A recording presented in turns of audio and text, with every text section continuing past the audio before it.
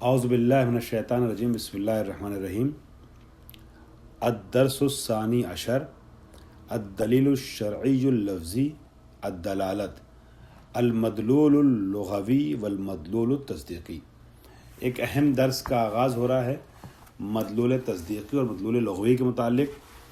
ہم لوگوں نے تصنیف اللغت الی معانی اسمیہ و حرفیہ یہ پڑھ لیا ہے، اور اس میں یہ بتایا گیا تھا کہ حیت جملہ کا کیا مدلول ہے، جملہ تامہ اور جملہ ناقصہ، یہ ساری ہیڈنگ ہو چکی ہے۔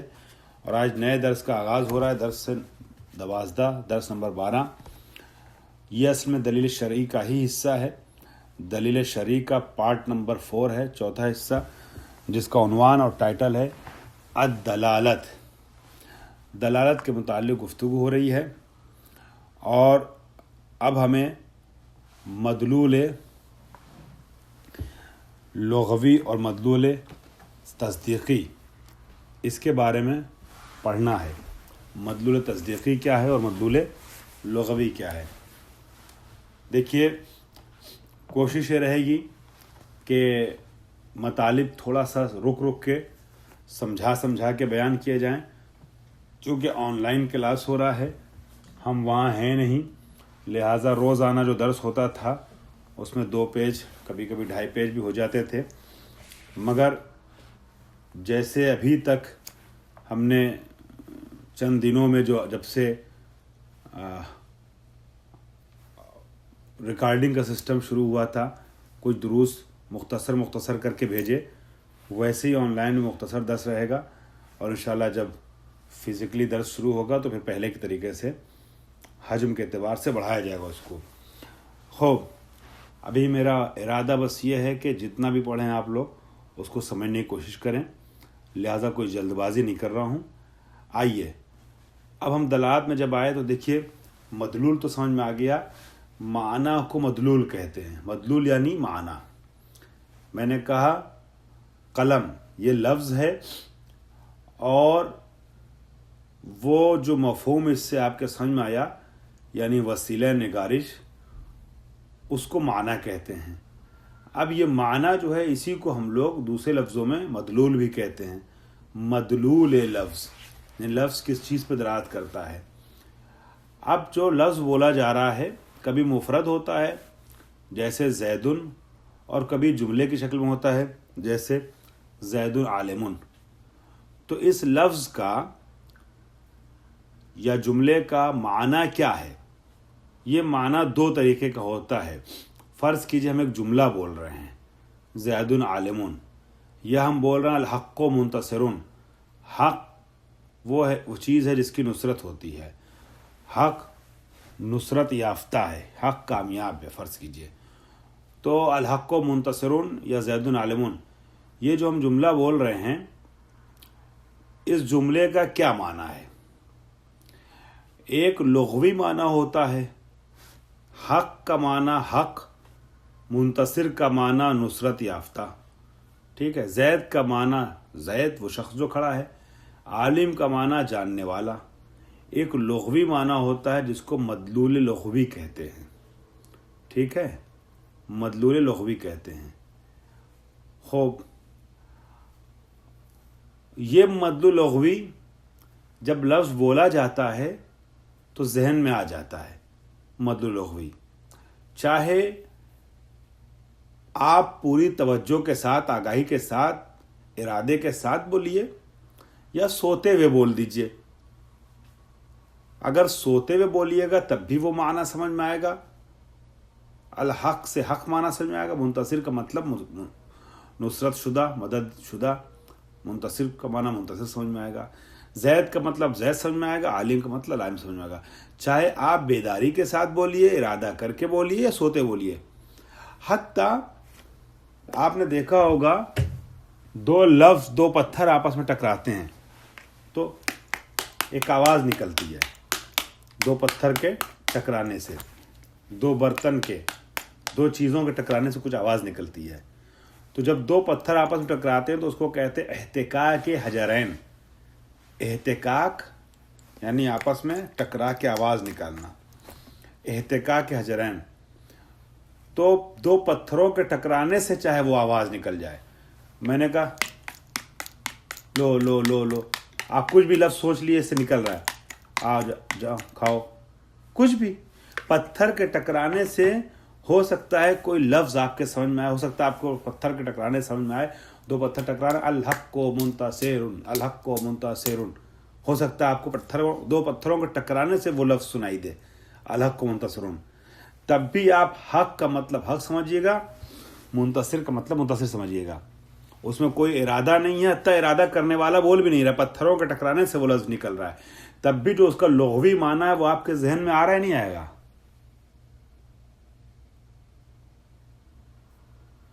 آواز کٹ رہی ہے.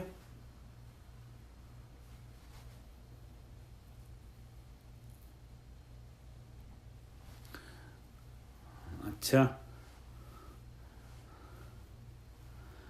اس میں خال نے کہا تھا کہ درس اگر ریکارڈ ہو جائے تو بہتر ہے. اب ریکارڈ کرنے کی وجہ سے مجھے دوسرے موبائل سے درس کرنا پڑ رہا ہے، اور جس موبائل سے درس لیتا ہوں آن لائن اس میں ریکارڈنگ ہو رہی ہے، تو نتیجتاً آواز ذرا سا ڈسٹرب ہو رہی ہے. چلیے آج برداشت کر لیے جیسے تیسے، کل سے اپنے والے موبائل سے جس سے پہلے درس دیا ہے اسی سے انشاءاللہ درس دیں گے. ٹھیک ہے؟ خوب. تو یہ جو الحق و منتصرون کا معنی ہے یہ سمجھ میں آ رہا ہے. چاہے کوئی بھی بولے، تو جب ہر حالت میں ایک معنی سمجھ میں آتا ہے وہ معنی مدلول لغوی کہلاتا ہے.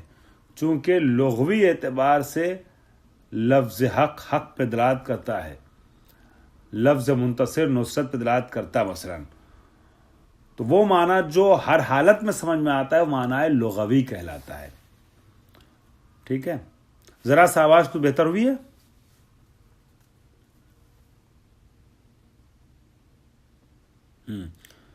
چلیے شکریہ. خوب. اب ایک مرتبہ کیا ہوتا ہے، آپ ایسے ہی الل ٹپو کوئی بول دے، سوتا ہوا آدمی بول دے اور جیسے تیسے پتھر ٹکرانے سے آواز آ جائے، وہ والی آواز نہیں. اور ایک مرتبہ ایسا ہوتا ہے کہ ایک سمجھدار آدمی، جاگتا ہوا آدمی، انسان کوئی ارادہ کر کے بولے. اس نے بولا زید عالمن، تو زید عالمن سے زید عالمن مراد لیا ہے اس نے. ٹھیک ہے؟ تو وہ جو بولنے والا مراد لے رہا ہے، جس کے مطلب کے اوپر بولنے والے کی حالت دلالت کر رہی ہے کہ وہ واقعاً جو ہے وہ سیریس ہے کہ نہیں ہے، وہ اس معنی کو سامنے والے کو پہنچا کے دماغ میں ڈالنا چاہ رہا ہے، نہیں ڈالنا چاہ رہا ہے. یہ جو کسی خاص ارادے کے ساتھ کوئی خاص متکلم بول رہا ہے، پتھروں کے ٹکرانے سے نہیں آواز نکل رہی ہے. ٹھیک ہے؟ یہ والا جو معنی سمجھ میں آ رہا ہے، جب ایک متکلم ارادہ کر کے بول رہا ہے اور اس کو چاہ رہا ہے کہ آپ کے دماغ میں اس کا معنی ڈالا جائے. ٹھیک ہے؟ گویا بولنے والا ایک ارادہ استعمالی رکھتا ہے، وہ کسی اس لفظ کو کسی ارادے کے ساتھ استعمال کر رہا ہے. تو یہ معنی جو ابھی سمجھ میں آ رہا ہے آپ کا زید عالمون کا، جس میں صرف لغوی معنی نہیں بلکہ لغوی معنی سے اوپر ایک چیز ہے، وہ ہے متکلم کا ارادہ ساتھ میں. اب متکلم کے ارادے کے ساتھ جو معنی سمجھ میں آ رہا ہے زید عالمون کا، یہ کہلائے گا معنی تصدیقی، مدلول تصدیقی. ٹھیک ہے؟ کیا کہلائے گا؟ مدلول تصدیقی کہلائے گا. خوب. انہی باتوں کو انہوں نے ذرا سا پھیلا کے بیان کیا ہے. ارادہ بھی متکلم کا جو ہوتا ہے وہ دو طریقے کا ہوتا ہے. ایک ارادہ جدی ہوتا ہے، سیریس ہوتا ہے، اور ایک ارادہ صرف استعمال والا ہوتا ہے. مثلا آپ نے مذاق میں کوئی بات کہی کسی سے، مذاق میں، سیریس نہیں ہے، شوخی کی، مذاق میں کہا کسی سے کہ آج ہم تمہیں مثال کے طور پہ آج ہم جو ہے تمہیں پائے کھلائیں گے، آج ہماری طرف سے تمہاری دعوت ہے البیک میں مثلاً، ٹھیک ہے، آج جو ہے وہ ہم تمہارے لیے برگر منگوائیں گے، فرض کیجئے، ایک مثال دے رہا ہوں، اپنے دوستوں سے کہا، تو یہ جو دوستوں سے کہا ہے کہ آج ہم پائے کھلائیں گے ہنسی مذاق میں، تو کہا تو ہے، اور آپ نے کہنے سے پہلے ارادہ کیا ہے جملے کو کہنے سے پہلے، تو آپ کا ارادہ استعمالیہ تو ہے، مگر آپ نے مذاق کیا تھا، ہنستے ہوئے کہا تھا کہ آج ہم تم کو اگر کلاس میں ٹائم پہ آ گئے، تم تو ٹائم پہ کبھی آتے نہیں ہو کلاس میں، اگر آ گئے تو 500 روپے دیں گے. تو یہ جو آپ نے کہا 500 روپے انعام دیں گے، سیریس نہیں کہا، 500 روپے تو جیب میں ہی نہیں ہے، تو 500 روپے دیں گے کیسے؟ تو یہ ارادہ استعمالیہ صرف ہے حالت ہزل میں، ہزل یعنی شوخی، ہنسی مذاق کی حالت میں، ٹھیک ہے، مگر جدی ارادہ نہیں ہے. تو یہ جو ارادہ آپ نے کیا کہ ہم، اور کہا کہ ہم 500 روپے دیں گے یا ہم پائے کھلائیں گے تمہیں آج، یہاں ارادہ استعمالیہ ہے. مدلول تصدیقی تو آ گیا، معنی تصدیقی تو آ گیا، کیونکہ صرف معنی لغوی نہیں ہے بلکہ متکلم کا، کہنے والے کا ارادہ بھی شامل ہے، مگر وہ ارادہ کون سا ارادہ ہے؟ ابھی جدی ارادہ نہیں ہوا ہے. تو یہاں پر ارادہ استعمالیہ آیا ہے، اس نے استعمال کا ارادہ کیا تھا یہ لفظ کہنے سے پہلے، جی، لیکن ابھی جدی نہیں تھا، اس لیے ارادہ جدیہ نہیں آیا. تو یہاں پر 3 چیزیں ہیں، ایک ہے مدلول تصوری یعنی معنی تصوری، وہی جو لغوی معنی ہے زیدن اور عالم کا، الحق و منتصر کا، اور ایک ارادہ استعمالیہ ہے، یعنی جب بولنے والا بولے اپنے ارادے کے ساتھ جملے کو استعمال کرے تو وہاں ارادہ استعمالیہ پایا جاتا ہے. اور ایک چیز اس کے علاوہ ہے کہ جب بولنے والا بولے بھی، ارادہ کرے بھی، اور ساتھ میں اس کا ارادہ پختہ ہو، یعنی جدی ہو اپنی بات میں، سیریس و مذاق نہ کرے. تو یہاں ارادہ استعمالیہ کے ساتھ ساتھ مدلول تصوری کے ساتھ ایک چیز اور ہے جس کو کہتے ہیں ارادہ، بتائیے کون سا ارادہ؟ ہاں، ارادہ جدیہ. ہاں، اور اسی ارادہ جدی کو اور ارادہ استعمالی کو جو آپ نے لکھا ہے تصدیقی، معنی تصدیقی کہتے ہیں. جب ارادے کے بغیر ہو تو کیا رہے گا؟ کون سا معنی رہے گا؟ مدلول،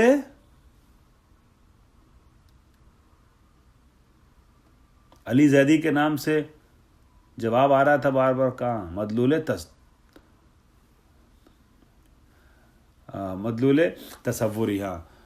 تصوری ہوگا جب صرف اور صرف لغوی معنی مراد لیا جائے. لیکن جب اس سے آگے بڑھیں، ارادہ استعمالیہ آ جائے، اور یا ارادہ استعمالیہ کے ساتھ ساتھ ارادہ جدیہ بھی آ جائے، تو دونوں صورتوں میں مدلول تصوری کے ساتھ مدلول تصدیقی بھی ہے. تو مدلول تصوری، مدلول تصدیقی کا فرق سمجھ میں آ گیا؟ صرف معنی لغوی سمجھا جائے جہاں تو وہ مدلول تصوری کہلاتا ہے. معنی لغوی کے ساتھ ساتھ کہنے والے کا ارادہ بھی جب سمجھ میں آئے تو مدلول تصدیقی کہلاتا ہے. اور ارادہ کیسے سمجھ میں آتا ہے؟ ارادہ لغت کی بنیاد پر نہیں سمجھ میں آتا ہے.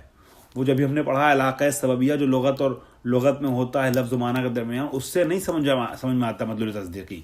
مدلول تصدیقی حال متکلم سے سمجھ میں آتا ہے کہ متکلم کس حالت میں بول رہا ہے. اگر حالت شوخی بول رہا ہے تو اس کا مطلب ارادہ جدیہ نہیں ہے، ارادہ تصدیقیہ ہے. مگر ارادہ استعمالیہ فقط ہے، ارادہ تصدیقیہ. اور اگر جدی بول رہا ہے تو ارادہ تصدیقیہ کے ساتھ، وہ ارادہ استعمالیہ کے ساتھ ساتھ ارادہ جدیہ بھی ہے. اب چاہے ارادہ استعمالیہ ہو یا ارادہ جدیہ ہو، دونوں ارادہ تصدیقی ہی کے ذیل میں آتا ہے. پہلے والے ارادے کو، ارادہ استعمالیہ کو تصدیقیہ اولا کہتے ہیں، اور دوسرے والے کو، یعنی کس کو؟ دوسرے ارادے کو یعنی ارادہ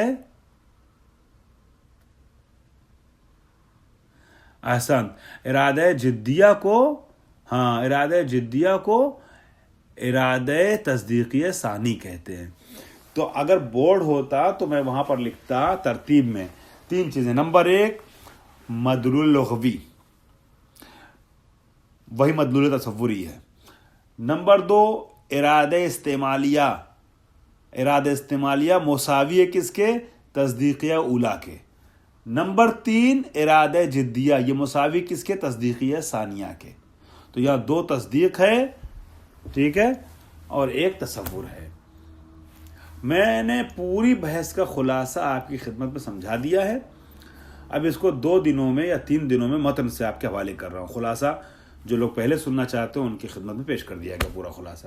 اب آئیے ذرا سا متن پڑھتے ہیں، زیادہ نہیں پڑھیں گے، ٹھیک ہے، چونکہ آج بہت سے لوگوں تک آواز بھی کلیئر نہیں پہنچ رہی ہے، اس لیے صرف تھوڑا سا متن پڑھتے ہیں. المدلول اللغوی والمدلول التصدیقی. مدلول لغوی کیا ہے اور مدلول تصدیقی کیا ہے؟ فرمانا قلنا سابقا، ہم نے پہلے بتا دیا ہے کہ ان دلالت اللفظ علی المعنی، لفظ کی دلالت معنی کے اوپر، ہیا ان یؤدی تصور اللفظ الی تصور المعنی. لفظ کی معنی پر دلالت کا مطلب کیا ہوتا ہے کہ تصور لفظ کدھر لے جائے؟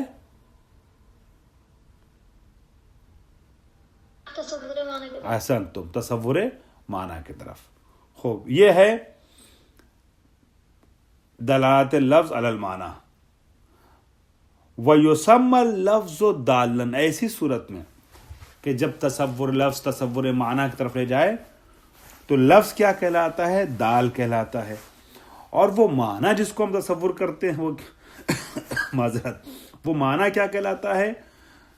وَالْمَعْنَى الَّذِي نَتَصَوَّرُهُ عِنْدَ سِمَاعِ اللَّفْظ، جب لفظ کو سنتے ہیں تو سماع لفظ کے وقت جو معنی ہم تصور کرتے ہیں وہ معنی کہلاتا ہے مدلول. وَهَذِهِ الدَّلَالَةُ لُغَوِيَّةٌ، اور یہ دلالت کون سی دلالت ہے؟ دلالت لغویہ ہے. وَنَقْصُدُ بِذَلِكَ، اس سے ہم قصد کیا کرتے ہیں، ہمارا مقصد کیا ہے، ہماری مراد کیا ہے؟ انہا، اس سے ہم یہ سمجھنا چاہتے ہیں کہ انہا تنشأ عن طریق وضع اللفظ للمعنی، کہ یہ جو دلالت لغویہ نشأت پا رہی ہے، وجود میں آ رہی ہے، سامنے آ رہی ہے. کہاں سے آ رہی ہے دلالت لغویہ؟ کہاں سے نشأت پا رہی ہے؟ کہاں سے سامنے آ رہی ہے؟ یہ دلالت لفظیہ لغویہ نشأت پا رہی ہے وضع کے ذریعے سے، جو پہلے ہم پڑھ چکے ہیں کہ وضع واضع نے، واضعین نے کیا کیا؟ ایک لفظ کو کسی معنی کے لیے وضع کیا ہے. تو یہ جو دلالت لغویہ ظاہر ہو رہی ہے یہ وضع واضح کی بنیاد پر ہے. خوب، لفظ کو وضع کیا گیا معنی کے لیے. لأن الوضع يوجد علاقة السببية بين تصور اللفظ و تصور المعنى، اس لیے کہ یہ وضع ہے کہ جس نے علاقہ سببیہ کو وجود بخشا تصور لفظ و تصور معنی کے درمیان. ٹھیک ہے.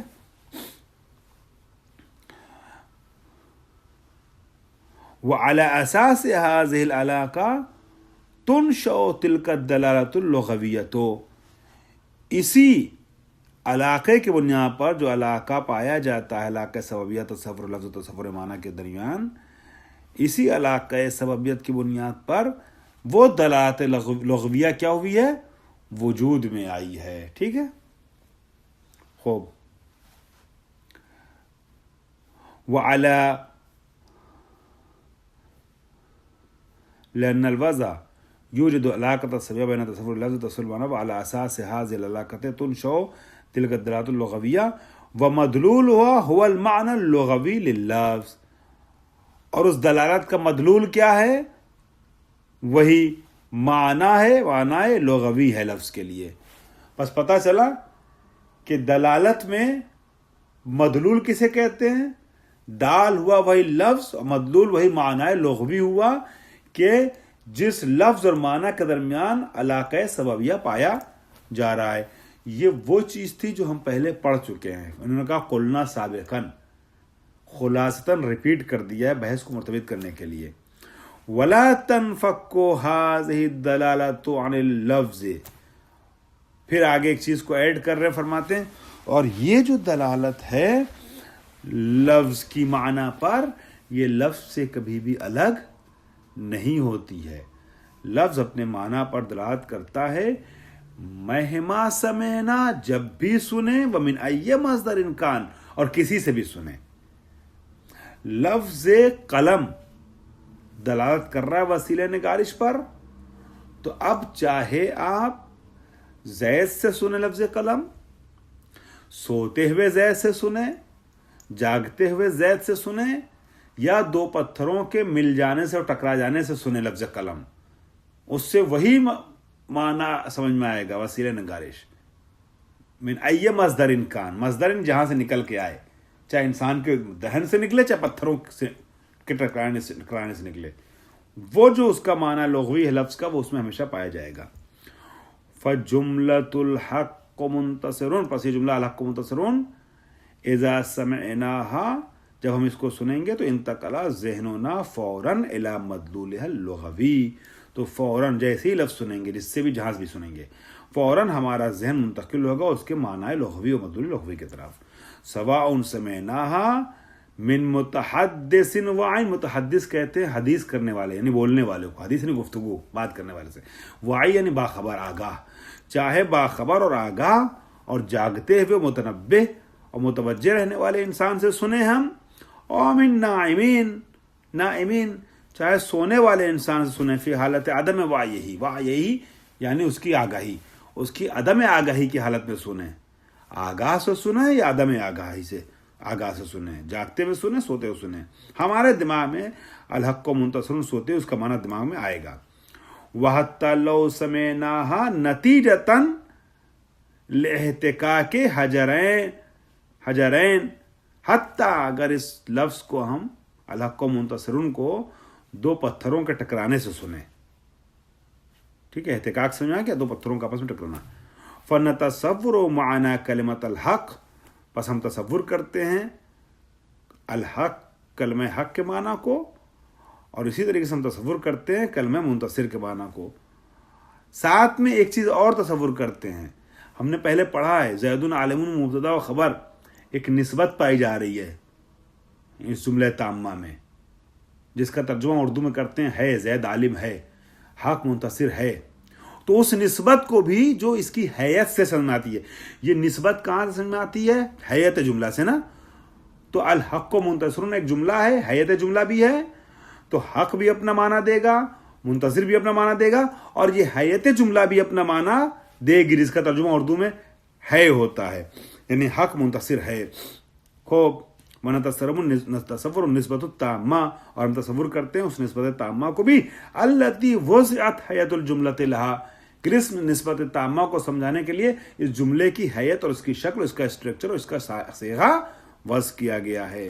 وَتُسَمَّى هَذِهِ الدَّلَالَةُ لِأَجْلِ ذَلِكَ دَلَالَةً تَصَوُّرِيَّةً, چونکہ تصور کرنے سے, چاہے کہیں سے بھی سن لیں, کسی سے بھی سن لیں, تصور کرتے ہی اس لفظ کو اس کا معنی دماغ میں آ جاتا ہے. اس لیے اس دلالت کو کیا کہتے ہیں, دلالت